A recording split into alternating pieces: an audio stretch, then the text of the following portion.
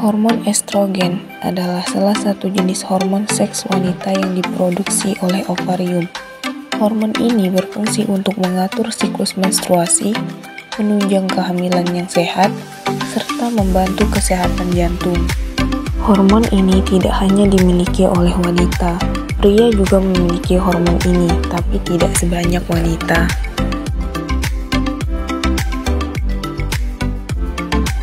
Hormon estrogen dibagi menjadi 3 jenis. Yang pertama, estron. Estron, hormon yang diproduksi saat wanita menopause. Yang kedua, estradiol. Hormon estrogen yang fungsinya mengatur siklus menstruasi dan menjaga ketebalan dinding rahim untuk persiapan kehamilan. Dan ketiga, estriol, yang dilepaskan selama masa kehamilan untuk menjaga kondisi rahim dan persiapan kelahiran serta menyusui. Berikut peran hormon estrogen terhadap menstruasi. Siklus menstruasi dibagi menjadi 4 fase. Yang pertama, menstruasi terjadi selama 5 hari. Yang kedua, folikuler terjadi pada hari ke-6 sampai hari ke-10. Yang ketiga, ovulasi dimulai ketika hari ke-14. Yang keempat, luteal hari ke-15 sampai ke-28. Saat estrogen dan progesteron mengalami kadar terendah, pada fase ini sel telur akan luruh dari ovarium karena tidak dibuahi. Maka dari itu, wanita seringkali merasakan sakit ketika menstruasi. Selanjutnya, fase folikuler.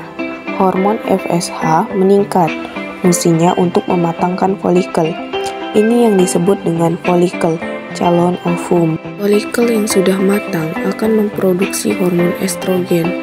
Hormon estrogen akan menebalkan dinding rahim. Saat estrogen pada kadar tertinggi, maka hormon LH terproduksi. LH akan memicu terbentuknya ovulasi. Folikel akan mengeluarkan ovum. Folikel akan menjadi korpus luteum. Korpus luteum inilah yang nantinya akan memproduksi hormon progesteron. Hormon progesteron bekerja sama dengan hormon estrogen untuk menebalkan dinding rahim. Kemudian akan dilanjutkan oleh fase luteal.